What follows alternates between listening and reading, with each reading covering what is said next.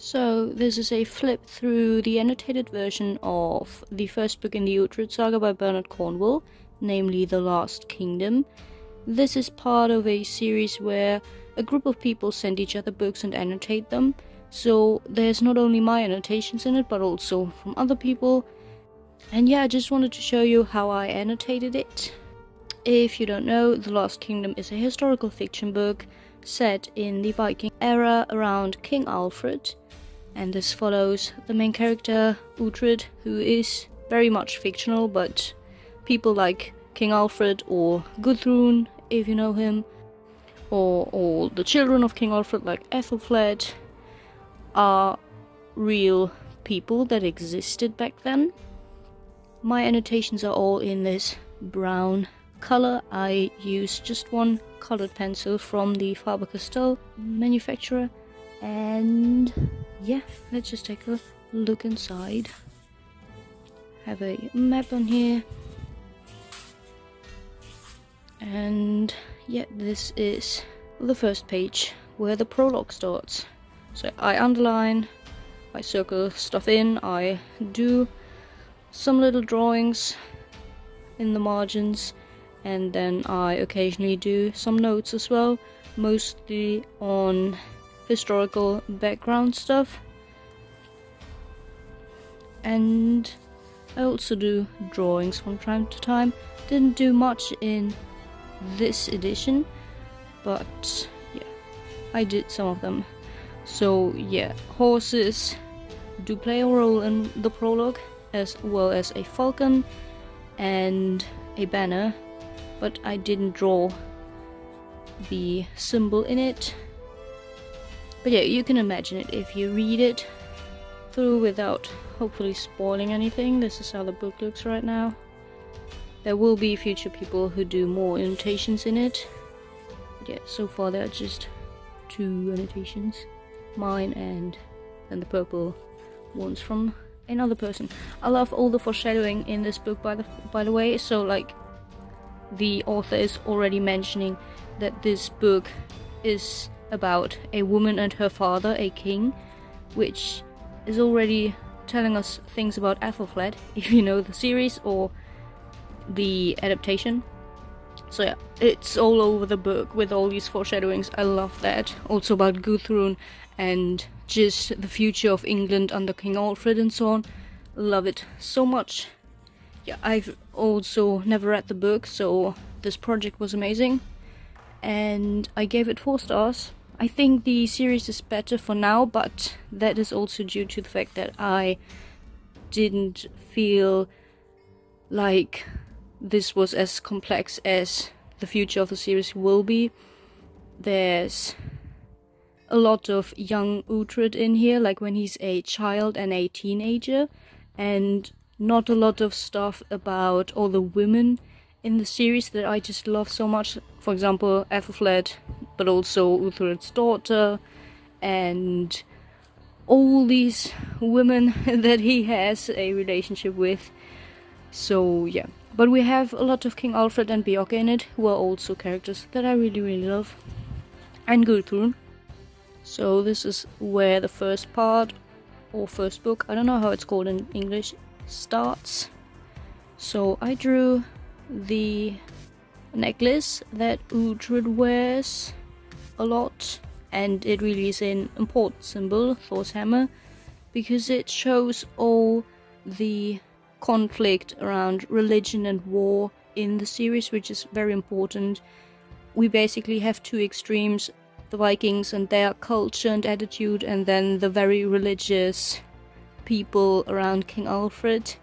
I loved all the metaphorical stuff in it about this problem and how Uhtred really stands in between these 2 cultures. So yeah, had to put it in here. And as the book progresses, we really see how Uhtred gets older. Like, we're nearing the end now of the book, and he's become a man now. And yeah, it also is foreshadowing his whole journey, how it started in the north of England, and how he's now traveled to the very south of it, as a boy, and then as a man he will have to get back to the north, to his Bebenberg, to get it back. We have some mythology in here also, and a lot of witchcraft stuff and sacrifices, rituals, festivals. I really loved it. I didn't expect to read so much about Norse mythology in it, also a little bit of biblical stuff as well. Yeah, loved these parts, even though it's nothing new for me. Like, I knew all of the Norse stuff that was talked about, but it was very nice regardless to read about it. And I love how Breda is also dealing with all the witchcraft stuff that didn't come across at all in the adaptation. But yeah, love it that she's doing stuff with herbs and singing, being a little bit poetic and so on. Yeah, so that's great. Then I also have these buckets, because Uhtred was asked what is the most important stuff on a boat or ship. He says it's the buckets. Yeah, would have never thought about it, but yeah, obviously these are very important. Then I also have these candles on here, just because this is a rather important scene for Uhtred. It's about a wedding. And then just a few pages later I drew the hierarchy. So we have the king, then his sons, then all the high society people, just free men, and then, well, servants and slaves, I guess, in English, because it was explained on almost 2 pages right here. Yeah, just wanted to have it in terms I forgot about something, because there are people like curls and thing which you might not know right off the bat in what place of the hierarchy they would stand. So yeah, I have a little reminder of that. And then on the other page we have a little spider again. I don't know why, but I guess I like to draw spiders. I don't even like spiders in real life. But yeah, because it says right here King Alfred is compared to a spider, which makes sense in that case. So I have that on here. And then my favorite drawing that I did for the book is for part 3. It's just a very important military action, I guess. Defense, strategy, whatever, in the era and in this book. So I had to draw it. Really satisfied with how it came out.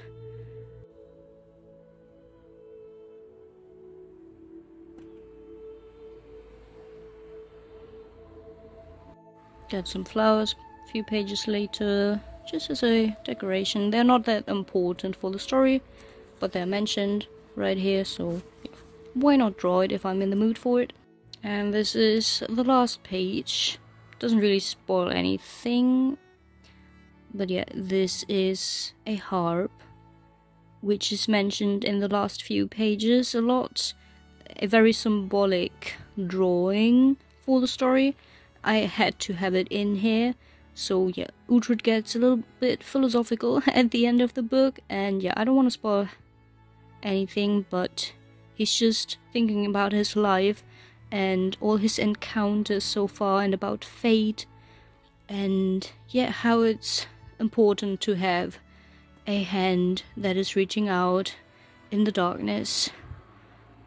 Yeah, it's not about the harp itself and all the different strings on it that can be played to form a song, and how everything is connected.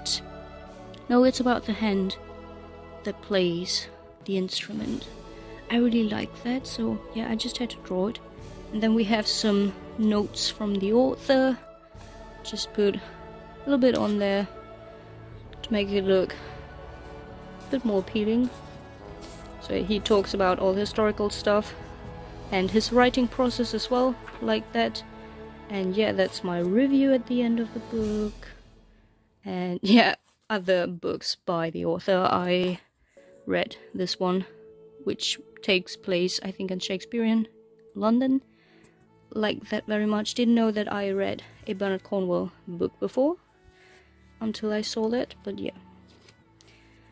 That's the annotated book. So this is book 2 out of 5 of this group project that I'm participating in.